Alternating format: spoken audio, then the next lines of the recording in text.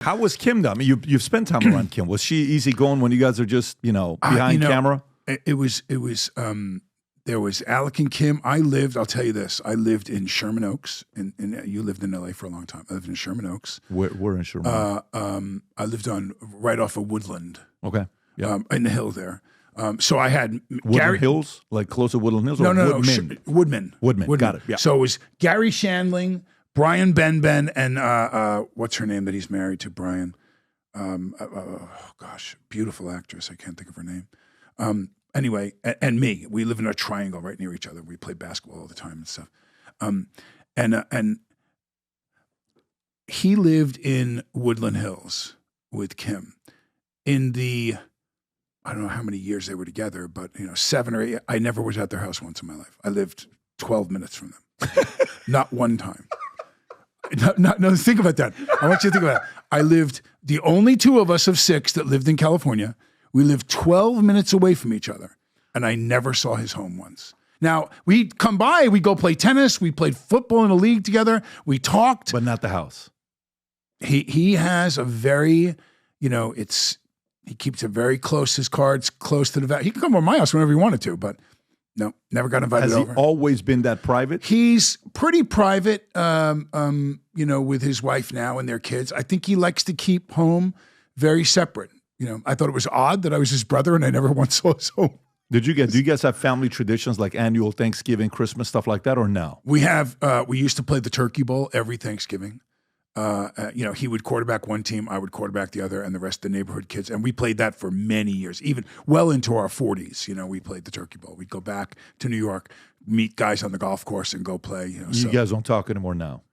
No, we don't talk very often now. It's interesting. When my mom passed away, I'm not sure what it did to him. So there was that.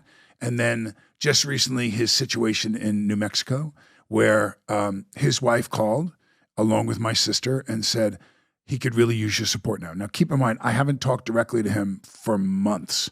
And suddenly we're going to court. Steven's going to go. Billy was not feeling well. So of the boys to be there. And I said, of course I'll go. So my wife and I bought the tickets. We were leaving on Monday. He got acquitted on Friday. I never had to go. But I have not directly spoken to him. He was here at a show in Atlanta doing some kind of autograph thing, one of those big Comic-Con kind of things. And I just showed up. And I walked over. I talked to him for 3 minutes. And he said, I got to go. That was it. So I don't know how much it is my mom, how much it is some unresolved stuff that we have. He made an announcement. I have decided to realign my relationships with different people in this family now that mom is gone. And so I'm probably going to go a little dark about him. I haven't heard from him. My mother died 2 years ago now. He made that public announcement? Oh, he made that to me. He let me know that. To you and Stephen and Billy, or just to you? He doesn't speak much to multiple members of the family. I'll only keep it about me, though, because I don't want to speak. But between he and I've reached out to him. I say things like, Dad's birthday, and he writes, yes. I called with my son and posted a video to him recently. Nothing. No response. My little 18-month-old boy. You want to say hi to Uncle Xander? And nothing back. So I'm not sure where he's at. I don't know if we'll have that time where we sit and kind of try to figure that out. I'm very sad because, here's a guy that if I go back in my Words with Friends catalog, we played Words with Friends every day for 4 years. Every single day we played. If he was on set, I was on set. We played at least a couple words and would comment, fuck you when I get a big word, right? I get at him and he'd go, we'll see, keep playing, game's not over, and we would talk shit with each other, and go back and forth. But nope, none of that anymore. Don't speak. That's tough to think about though. Like I'm online right now, I typed in young Baldwin brothers, right? I'll see a picture of a wedding. Yeah. I don't know whose wedding this is, but this is someone's wedding you guys are at. Of course, we see the picture that we talked about on when what's his name? When Steven was on. You know which picture? The one that we just showed right now. Yeah, the one when I'm holding my crotch. Yeah, and the one that you're holding your crotch. Yeah. All these pictures, right, that we're looking at. You bring up a really important and interesting thing that I want to go into if I can. Please. Okay, so now take a look at that. How much of it has to do, so with Billy, and I won't break open my phone to read the text messages, but I'll tell you that he wrote me, Billy, a dissertation about all the things with this scumbag criminal about Trump. And how dare could I elect someone who's a known rapist, who's a known this and a this and a this, and all these just scathing, terrible statistical things that he is, again, and I, had brief conversations with him going, Billy, if they're evaluating a piece of land for me and they say, what's it worth? I'm never going to say below the number. I'm probably not going to say the number. I'm going to say I want to borrow money or sell it for more money than it's worth to see what I get for selling it. What you're quoting he is guilty of in his indictments in New York is trying to borrow more money than the property was worth, which they have a guy that comes from the bank that looks at it and says, no, sir, it's only worth this. This is all we're willing to give you. And then you accept the deal. If you made that a crime, there would be 500,000 people in jail over the last 10 years that own real estate in New York. So that to me, again, trying to explain those things and trying to get a word in edgewise when someone hates someone. But here's the more compelling thing, Patrick. The more compelling thing is, when I look, and I'm not saying this is exclusive to the Democrats, but when I look at the number of people in my own life that wrote, you effing loser, communist scumbag, all the stuff they wrote to me because I came out for Trump, the same happened with members of my family. When I had to read and I said, would you really allow an election to affect the relationship with one of your siblings? And my answer back, which stunned from Billy, was pretty much yes. He said that. Pretty much yes. That nothing was more important than who was going to take this country. And I went, wow, I'm so sad you think that, because I honor your right to vote and be whoever you want to be. And don't get me wrong, I love my brother Billy. I mean, I'm a huge fan. I admire him. I'm closest to him of my brothers for sure. I named my son William Bat Baldwin. He's William after my brother Billy. I think the only of our siblings that named one after another one of our siblings is me naming. Why are you and Billy so close? There's I call it a wrestler's mentality. We both wrestled together in high school. I was closest with Alec when I was really little, because Billy was so little. But from, the time I was in 4th or 5th grade and Billy was 2 grades behind me, we played sports together. We did everything, a lot together in our teenage years until I finally went off and left for school. But Billy and I were definitely the closest. And there were times too when Stephen was too young. Remember, I'm a sober drug addict. And so almost 18 years, right? Yeah, a long time now. Yeah. And so but Billy never gave up on me. Billy never gave. I will say that Billy wasn't lending me his car for a certain amount of years, because I was pretty irresponsible. But when I kept going through recovery, Billy was always the one that came. Billy would call. Billy would check on me. Billy would travel sometimes with me when I was struggling, and so he was always that brother to me, and vice versa. Billy's had some really hard things in his life. This is, I'm throwing that up. You ready? See that? Mm-hmm. That's the VB crew. That's Vance Baldwin, Billy's son, who years back turned around, and when he was 17, he said, Dad, my one testicle is really sore. It's kind of swollen. And he finds out that his son, 17, has full-blown cancer. And it was bad. It had spread into his stomach and up into his lungs, and it was touch and go there for a little while. So I shaved my head. He's here, though. Vance lived. He's a monster and a really good kid. But I remember, tracking Billy go through that and having him, his son's basketball, because his hair was falling out from the chemo. So if you look on the tattoo, it has these little nubs of hair on it, and checking in on Vance all the time. We're that brother.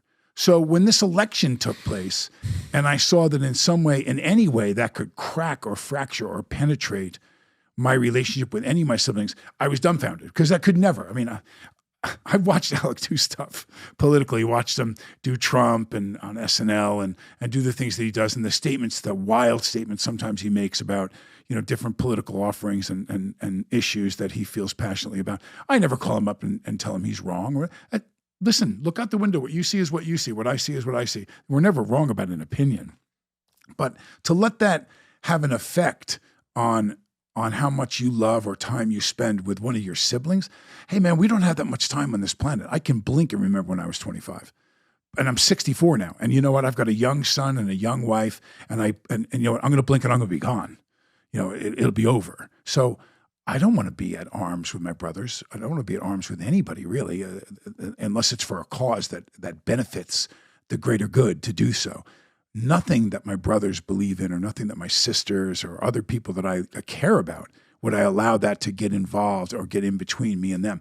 There are people that don't feel that way. And my point that I was trying to make was most of the stuff that I saw that was personal and mean came from the Democratic side. I did not see people over the years when I was a Democrat say, any of the Republican friends of mine say, oh, you asshole, you're a loser, your movies suck, blah, blah, or whatever, or personal attacks on me due to my history. The stuff that I had to endure from Democrats about my brother Alec and his situation, the scathing, awful things that people wrote to me about, him being, all these different terrible things that they described him as over this accident that happened. And guess what? When it happens to one, it's the Baldwin brothers. We're looped in and lumped into one category many times. So I have to endure what all of them do, just like they had to do back in the day with me when I was being irresponsible. Now, I'm not saying Alec was being irresponsible, but I've had to endure a lot publicly in the last couple of years over his problem that he had. A lot. But you guys backed them up, though. I mean, if you read stories about it, everybody backed them up, right? Everybody had, of what happened. People don't know the real story. Right. People don't know the real story because they weren't there and they don't know, and they didn't get the full description of it. You're going to think I'm crazy when I tell you this, but the last 13 and a half years, I've been working on my first fiction book to write, ever. Fiction book to write. And while I finished this book, a year ago, I got the strangest phone call about one of the characters in the book where the guy wanted to meet with me and he read the book. And afterwards is like, wait a minute, am I the villain in the book? This is a story about a character named Asher, who is half Armenian, half Assyrian, whose father was involved in the Iranian Revolution, linked to Savak, working with the Shah, that they escape and he gets recruited to a secret society. Well, when you go to the secret society, it's been around for a couple thousand years. They've developed some of the craziest leaders of all time. And they test you. There's unique tests that they have at this society where they test to see your emotional mental toughness. One of the tests that they have is very rigorous. It's purely mental. Of course, there's a physical one, but one is mental and emotional. If you're Armenian, if you're Syrian, if you're Persian, this is a book you're going to be reading and saying, holy moly, this is the kind of stuff you talk about in here? Yes. If you're somebody that's fascinated by history,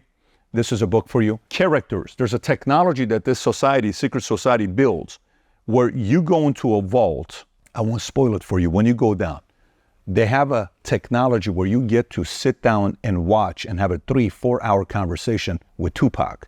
You can set up a debate between Karl Marx and Ayn Rand. Karl Marx is in the book, who wrote Communist Manifesto.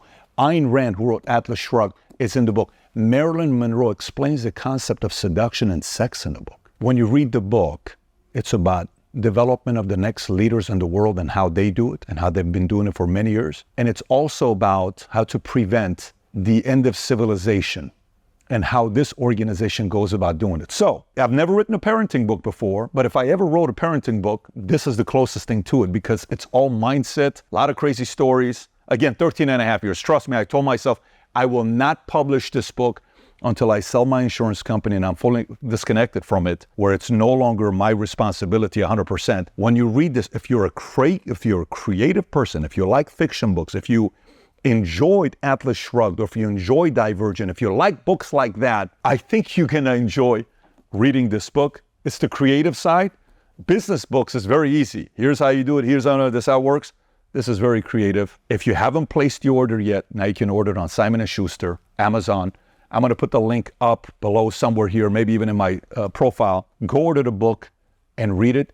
I've never written a book where I can't wait to read your reviews to see what you think about this book. So I'm going on this wild journey and we have some plans with this book here. If you support the things that I work on, I would appreciate you going and reading the book, order the book on Amazon, and then post a review. If you enjoyed this video, you want to watch more videos like this, click here. And if you want to watch the entire podcast, click here.